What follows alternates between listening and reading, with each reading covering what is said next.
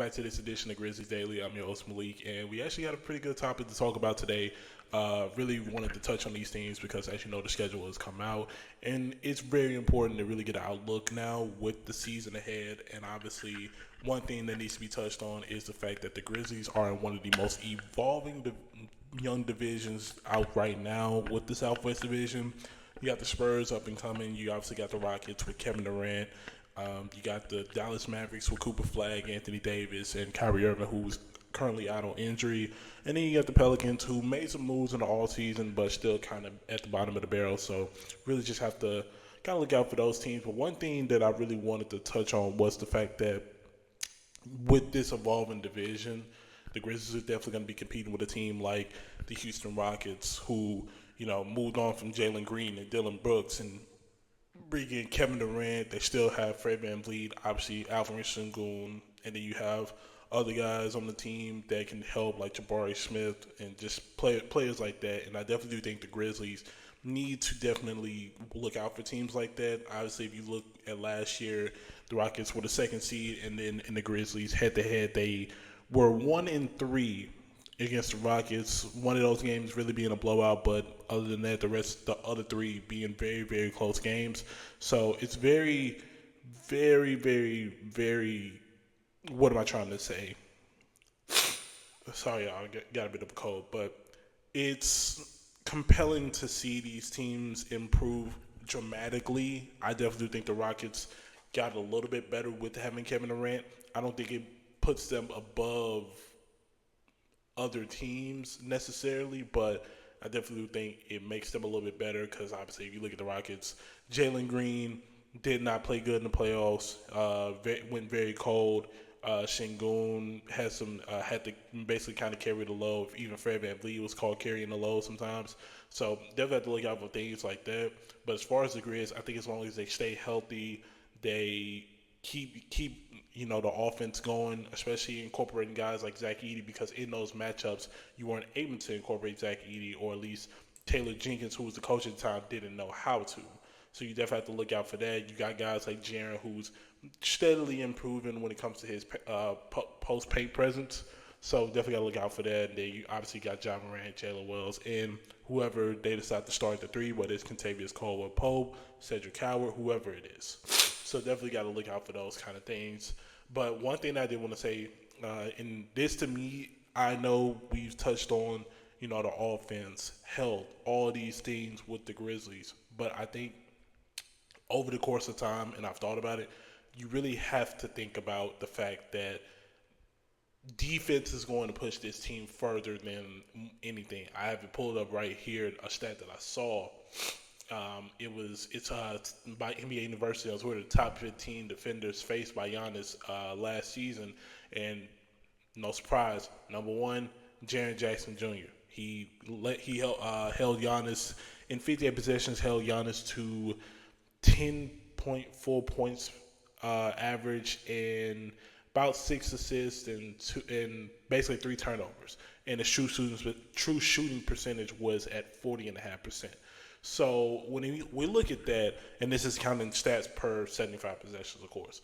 So when you look at that, you definitely look at how defense can go a long way. I mean, we looked at when the Grizzlies played the Bucks, and Jaren Jackson went for 37. Not saying he locked down Giannis, but him composing Giannis and calming his game down definitely helped the team get the win in that game. I vividly remember that game because Jaren Jackson Jr. did everything on the floor. The only thing, obviously, he didn't really do was rebounding, but in that kind of game, you weren't in a dire need for it. So that's one thing that really sticks out to me about Jaren. So I do definitely think if he did touch up on rebounding, we're talking a different game. But Jaren Jackson Jr., he's got to be the driving force in that defense. He is, but we have to really, really think about, going forward, saying, hey, you gotta, lead the defense, lead the team, and simply get everybody on the same page. Because once everybody's on the same page, that not only affects the paint, but it also affects the perimeter. Because one thing about the Grizzlies, they were not a good perimeter team last year. When it came to perimeter defense, they were not good. There were times where the Grizzlies let up at least, I think at one point, there were multiple games in a row where the Grizzlies allowed at least 15 threes a game. So you really have to look out for that. And I think as long as you get the perimeter on lock, we're talking a different ball game. I mean, let's be honest.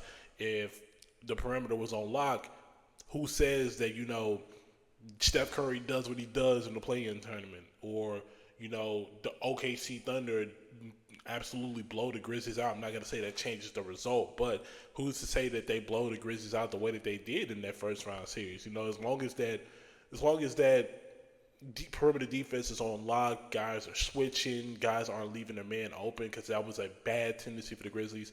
Guys leaving their man open and then leading to open threes, or simply just not playing the pick and roll properly. That was one thing that I really had my concerns about with Zach Edey, and it did come into fruition. That's something that I hope they improve on, especially with him. But as long as they get the underrise, I think we're talking a different ball game with the Grizzlies, and we're looking at a team that definitely can make some noise more than what we've seen in the past. Because that's one thing that's always stuck out with the Grizzlies is the perimeter defense always isn't that good, and they have a bad tendency to play defense with fouling. I mean, they don't usually play defense without fouling. Granted, that may be from the referees or just physical defense that's not allowed. Who knows? But it's definitely something that come this all season and training camp, the Grizzlies need to be in tip-top shape of it. If not, we're stuck in this plateau that we've been in since 2022. So definitely have to look out for something like that. Now, something that I want to touch on, obviously, Grizzlies not expected to have Zach Edey at the start of the season, and possibility of Jaren Jackson Jr. not being ready. I say possibility because we don't have any real updates on him, and not to mention he's making very good progress, so there's a good possibility that he may actually be ready by the beginning of the season. Who knows? But I really want to touch on who can take advantage of the opportunity to step in place or at least help the team more than what we already know. And one of those players that I think out of anybody, more than Cedric Coward, more than Jemai Meshack if he ever gets called up, more than a G.G. Jackson and Jalen Wells, I think the one person that can absolutely step up for the Grizzlies is Cam Spencer. I feel like Cam Spencer is due for a breakout year. I'm very high on Cam Spencer's game. He has great leadership for a young guy. He's got championship pedigree, obviously a leadership for somebody at his young age. Then you have his ability to shoot, which was on display in Summer League. Some games he shot heavy, some games he didn't. But if you remember in Summer League, the team was very heavy on Ken Spencer shooting the ball a lot. So that's something that with his minutes more than likely coming off the bench, you really have to take into account, because volume, I think as long as you're a good shooter, volume matters, because you don't want a situation like Luke Kennard where, he is suddenly afraid to shoot the ball. And that's not good because the Grizzlies signed you to shoot the ball. Now, luckily, Ken Spencer doesn't seem to have that issue, and at least with Ken Spencer, his playmaking makes up for a lot of the things he can't do on the court, which isn't many, but it definitely makes up for it. And he's a solid defender as well, solid wing defender, so that's something that you really, really love to see from a guy like him, and especially with a team like this, as we said, perimeter defense, Ken Spencer is very, very good at that. So can't wait to see Ken Spencer. Really hope he sticks out this year for the Grizzlies, because I definitely think he can make a big impact. And even last year in the games that he played, he made a solid impact, the whole situation in the Suns game with KD and just going forward. So hopefully the team gets him the necessary minutes so he can truly develop into this breakout player that the Grizzlies can definitely take advantage of in a long-term run. And speaking of Grizzlies, just a slight little thing before we head out. Did see a video on Twitter of Ty Jerome working on, I believe, his jumper more than anything in the all-season workout. And honestly, this is good to me. I believe it was with Chris Brinkley. But love to see it, because one thing about Ty Jerome is I'm very big on him being on the Grizzlies. But one thing I heard from Cavs fans that really, really just stuck out to me was the fact that obviously last year in the playoffs, Ty Jerome had a very quiet 2 series for the Cavs, and he did not shoot very well. But in this video, it definitely looks like he is working on shooting a little quicker, which is something that you always love to see. You always love to see guys, trying to shoot the ball a lot faster and efficiently. And one thing about Ty Jerome is these are not tough shots. So the fact that they're working on this lets me know that they're really prepared for anything and they're trying to expand this game more than just that spot-up shooter role that he can play. He's also a very good catch and shooter, and he's somewhat a good shooter off the dribble.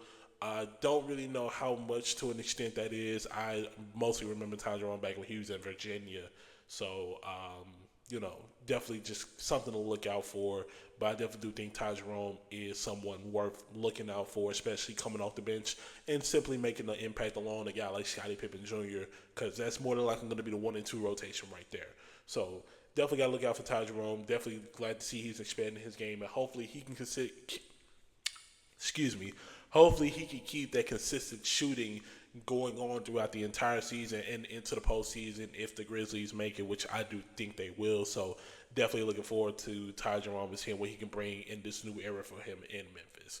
As for this edition of Grizzlies Daily, that is a wrap. I appreciate y'all for joining in. Sorry about the sinuses. If you keep hearing sniffling, we just got to make things work how they work.